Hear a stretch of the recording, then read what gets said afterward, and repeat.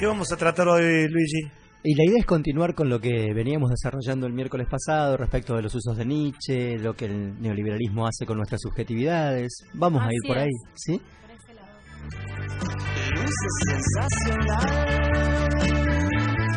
Bueno, todo suyo, Luis María. Habíamos planteado el miércoles pasado con Sol y con Fer esta cuestión de las formas en que la sociedad contemporánea hace de nosotros unos sujetos sujetados, ¿sí?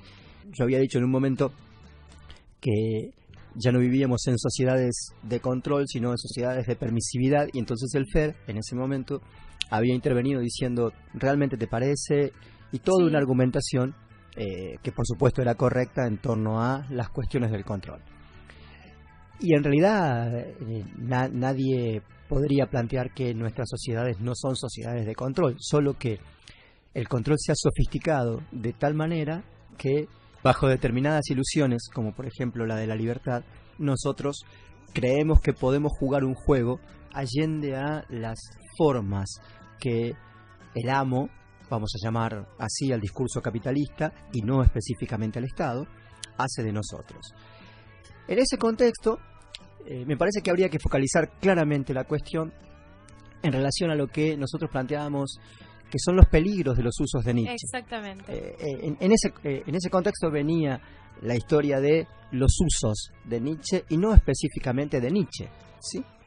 Hace unos cuantos años, por 1998, 1999, Pierre Bourdieu escribe en Le Monde Diplomatique un artículo, en la edición francesa de Le Monde Diplomatique, un artículo que titula La esencia del neoliberalismo. ¿Sí? Luego, unos años después, un colega, un sociólogo francés, sociólogo y filósofo francés, que se llama Dany Robert Dufour, retoma el texto de Bourdieu y lo que dice básicamente es: lo que allí dice Bourdieu es correcto, ¿sí? El neoliberalismo es básicamente un programa de destrucción de las estructuras colectivas. Es un proyecto de destrucción de las estructuras colectivas. Dufour dice: es cierto lo que Bourdieu plantea, solo que, como lo hace desde el campo de la sociología, no da un pasito más, sí, que podríamos llevarlo al campo de la filosofía o del psicoanálisis y hacernos la siguiente pregunta: si es posible que, siendo el neoliberalismo un proyecto de destrucción de las estructuras colectivas, eso no afecte a la constitución del sujeto contemporáneo y a las formas de subjetividad. Dufour va a decir, evidentemente, afecta tanto al sujeto como a las formas de subjetividad. Y me parece que en ese sentido es donde nosotros queremos alertar, por decirlo de alguna manera, ¿sí? Queremos hacer nuestra contribución o una mirada crítica respecto de los usos de Nietzsche en el presente.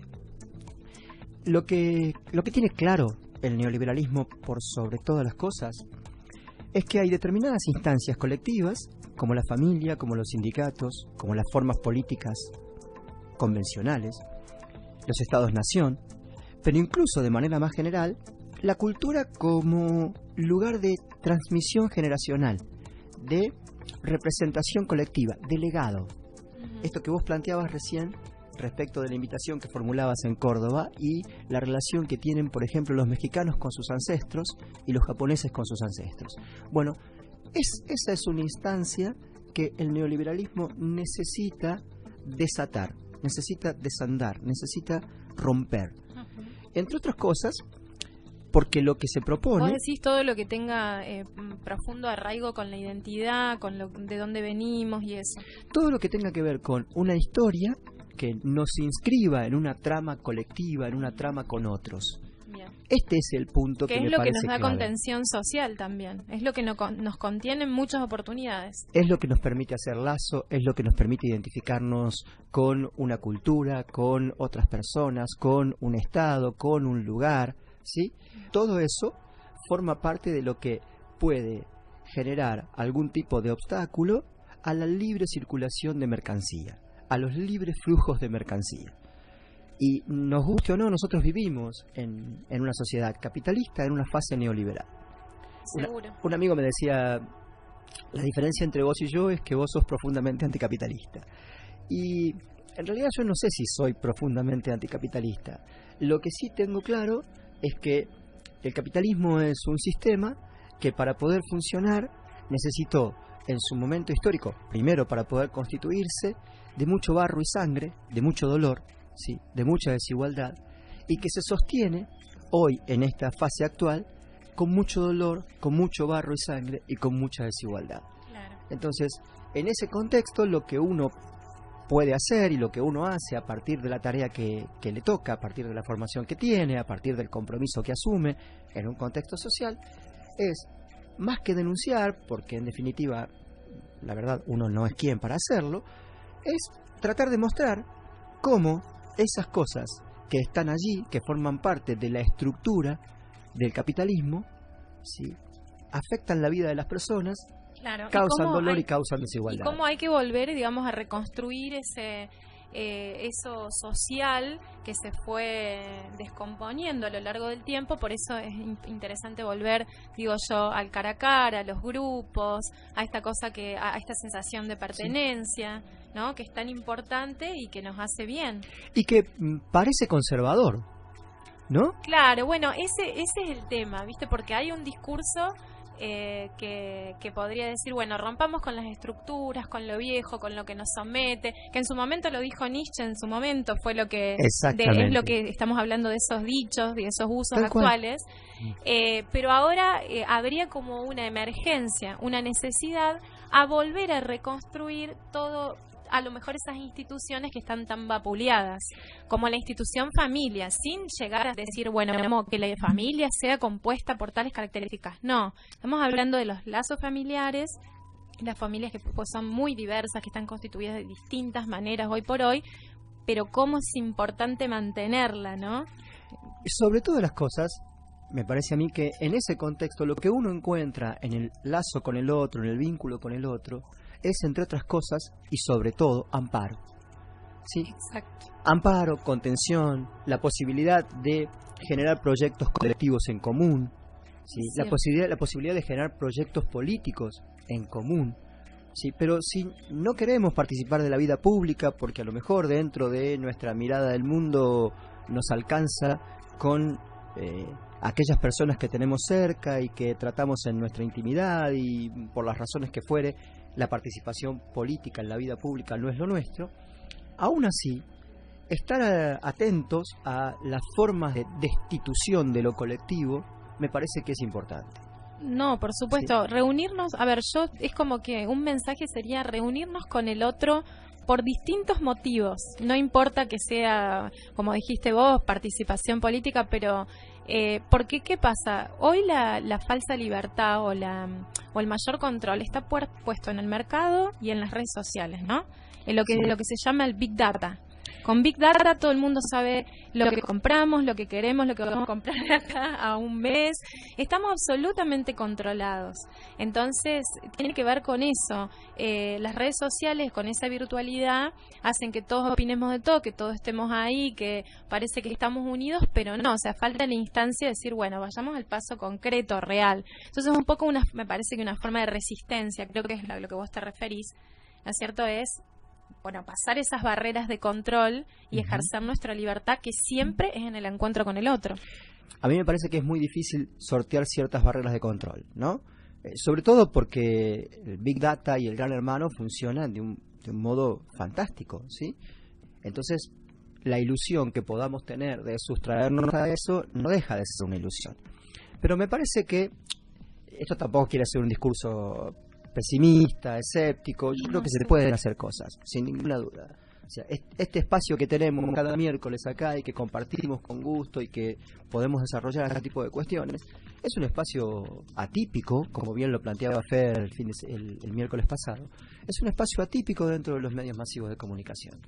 Y para nosotros, los que trabajamos en este tipo de cuestiones, es un placer realmente poder estar comunicándonos con la gente y que haya del otro lado personas que estén interesadas en esto que estamos hablando, lo cual muestra también que no es cierto que las personas hayan perdido todo interés por cuestiones como estas, que no es cierto que los oyentes, los televidentes y que las personas en general que se acercan a los medios masivos de comunicación necesariamente sean idiotas y quieran serlo. Sí, es cierto eso, porque es como que nos enamoramos de algunas ideas básicas y todos dicen lo mismo. A la gente eso no le interesa. Otra frase que escucho hasta el hartazgo es: la cultura no vende. Sí, señores, la cultura vende. Y la gente puede seguir muy buenas propuestas también y enamorarse de esas propuestas. De hecho, grandes artistas y gente que la tiene muy clara lo ha hecho y ha quedado demostrado eso. Pero también esto que vos decís, no, de eso no se puede hablar porque, bueno, queda mal o la gente no le importa, a la gente le importa lo inmediato. Y no es así. También está bueno pararse un poco a pensar, ¿no? ¿Qué te parece si volvemos la mirada a Luis, le damos el pase para que maneje los controles y retomamos en un ratito? Dale.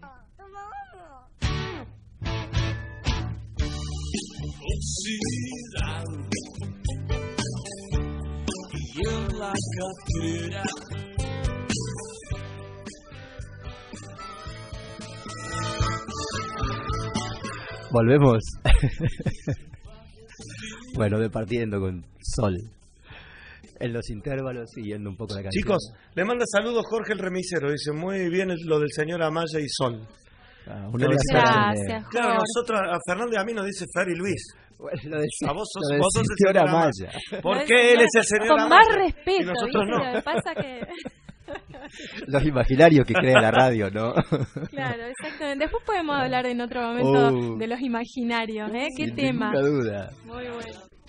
Retomando lo que veníamos hablando recién.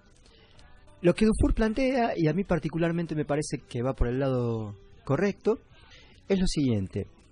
Dice que hay dos instancias en los procesos de intelección, de la constitución de la subjetividad, que formaban parte de lo que podríamos denominar modernidad o de los estados de bienestar allá por 1950, 1940, 1950, sobre todo posguerra, ¿sí? Y que el neoliberalismo necesita arrasar. Esas dos instancias son, por un lado, el sujeto crítico, ¿sí? Ese que surge de la Ilustración, ese que tiene la capacidad de, a través de su facultad reflexiva, poder abordar cuestiones que son complejas y que están asociadas a las formas de dominación, a las formas de sujeción. Ese sujeto crítico que se vuelve sobre sí mismo, que se repregunta acerca de sus propios fundamentos y de los fundamentos del contrato social y de la sociedad en la que vive, es un sujeto que al neoliberalismo no le sirve, ¿sí? Por otro lado, en lo que podríamos denominar los procesos primarios, los procesos afectivos, los procesos asociados a la constitución de la estructura psíquica, el sujeto neurótico, ese que Freud tan bien describió en su momento, un sujeto que se funda, que se estructura en torno a la noción de responsabilidad y de culpa, es la otra característica del sujeto que al neoliberalismo tampoco le sirve. Entonces, habría dos instancias que sería fundamental destituir. Por un lado, la instancia de la crítica y por otro lado, la instancia de la condición neurótica. Bien. Porque para que las mercaderías puedan fluir libremente, lo que necesitamos básicamente es un sujeto disponible, abierto, flotante, lábil, ¿sí?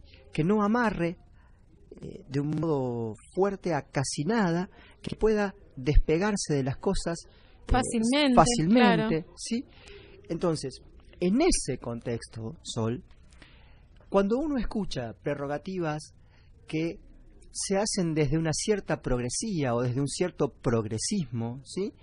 Cuestionando instituciones como la familia, la pareja, las distintas formas del amor, y quiero hacer una aclaración muy específica y muy importante, que es: no hay aquí una defensa del amor romántico.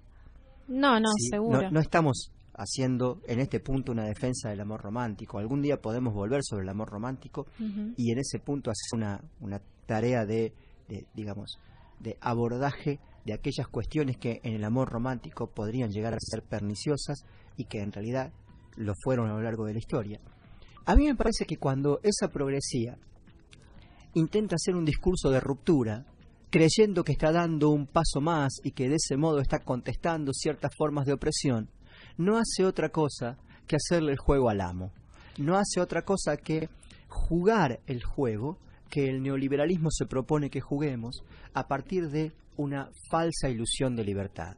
Sí, que era lo que hablábamos la otra vez, claro, justamente. Todo esto se hace en nombre de una prerrogativa de libertad que alcanza el estatuto de lo ilimitado. ¿Sí? A mí me hace acordar mucho este sujeto que sospecho está detrás de estas prerrogativas, aquel que en una de las marchas que se hicieron en Argentina hace un tiempo largo ya, 5 o 6 años, en contra de lo que era el cepo, le pongo comillas, el cepo cambiario del kirchnerismo, había un jovencito trepado a una estatua que gritaba desaforado: quiero mis dólares, me quiero ir a Miami, me quiero ir, ¿sí? Sí, sí. O sea, desconociendo toda instancia estatal de regulación, desconociendo toda instancia de autoridad superior, desconociendo toda instancia que estuviese por encima y que fuese no alcanzable por parte del sujeto común y corriente. Bien. Esta ilusión de libertad, esta prerrogativa de libertad absoluta, no es otra cosa que una prerrogativa de libertad que se propone la no interpelación del otro. Claro, ¿sí? claro. Y en ese punto no solo es una ilusión, porque es un imposible, sino que además es una prerrogativa pseudofascista, en el sentido de ¿cuál era la característica fundamental de los fascismos tradicionales? Haber construido un otro abyecto, tan abyecto, que era susceptible de ser arrasado. Claro. El genocidio es la mejor bueno, muestra de es un mal de estos tiempos, ¿no? Creer que la verdad de uno es la verdad absoluta y que con eso voy a estar arrasando, puedo arrasar lo que dice el otro, sin esta capacidad de diálogo, sin ponerme a ver o a conceder algo, ¿no? De lo que el otro me dice. Creo que también es importante y es un punto, ¿no? Para reflexionar. Y de nuevo das en el clavo, en el sentido de que la verdad de uno es la verdad absoluta. En este caso, si nosotros recurrimos a Nietzsche para justificar eso, encontramos las palabras en Nietzsche. Cuando Nietzsche habla en torno a la verdad y dice que ya no hay verdades, sino interpretaciones de los hechos, ¿sí? Que no hay hechos, sino interpretaciones de los hechos, y en eso se juega la verdad, esa prerrogativa, esa frase nietzscheana, llevada o traída al presente, es peligrosísima, porque lo que genera es una inconmensurabilidad respecto de los criterios de verdad y de la intersubjetividad que la verdad requiere. Es cierto que la verdad es una lucha de poder, es cierto que la verdad es una puja de interpretaciones. Ahora, también es cierto que hay determinados hechos sobre los cuales hay que construir esa puja de poder y sobre los cuales hay que construir esas interpretaciones, y que los hechos no son manipulables de acuerdo a nuestros intereses solo porque nuestros intereses vayan para un lado y no para otro. Porque si no, terminamos diciendo aquello que conviene, terminamos diciendo o haciendo creer al resto de los seres humanos que la verdad es aquello que conviene a nuestros intereses. Y cuando llegamos a este punto, llegamos a la noción de posverdad.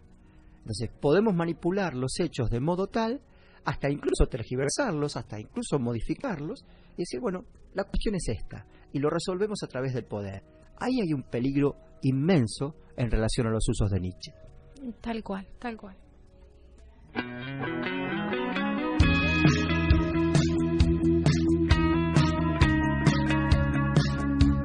Bueno, chicos, vamos redondeando. ¿Ya que Bárbaro. estamos? Dale, cerrala, pero me parece que quedó bastante claro, ¿¿no? ¿Cómo contestar esto? Dufour en algún momento vuelve a Deleuze, ¿sí? Deleuze creía que la forma de contestar el neoliberalismo en esto de esta capacidad que tiene el neoliberalismo de reabsorberlo todo era deslocalizar, ¿sí? Lo más rápido posible, incluso más rápido que el sistema mismo.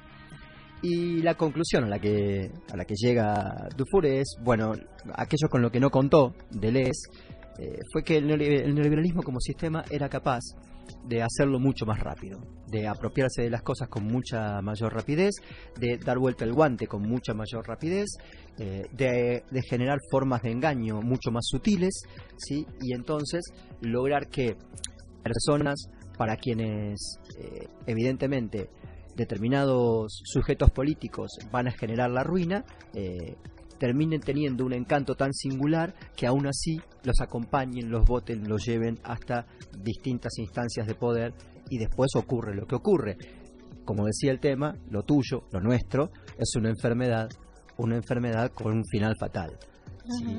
Bueno, daría la sensación de que en términos macros los procesos políticos que hoy estamos viviendo en América Latina, el caso de Bolsonaro me parece que es una buena muestra, y que en realidad no es más que una frutillita más dentro de un postre que se viene armando. El tipo no ha podido hacer declaraciones más fascistas porque no ha tenido tiempo. No, seguro, fascismo full en el mundo entero está. Entonces, lamentable, ¿no? Para pensarnos una y otra vez. Y me parece que tiene que ver con esta cuestión de los flujos de permisividad que el neoliberalismo lleva adelante. Ya no necesita como sistema económico dar un golpe de Estado a la vieja usanza, ¿sí? Ahora ha capturado subjetividades. De estos sujetos lábiles, de estos sujetos que no arraigan, de estos sujetos que no recuerdan la tradición, su pasado, su historia, ¿sí? En ese sentido. La pregunta es, ¿estamos frente a un crimen perfecto o no? Bueno, si le preguntás a Byung-Chul Han, a Lazzarato, a Franco Berardi, iríamos hacia un crimen perfecto. Si le preguntás a Jorge Alemán, es probable que te diga alguna instancia, esa instancia del inconsciente, esa instancia de lo que retorna, de lo real, de lo que no es asible, de lo que no es atrapable, todavía sigue vigente. Yo particularmente no tengo una respuesta, pero seguimos indagando, seguimos acercándonos y seguimos compartiendo con la gente para que de algún modo estas cosas se puedan pensar. Perfecto, Luis. Muchas gracias.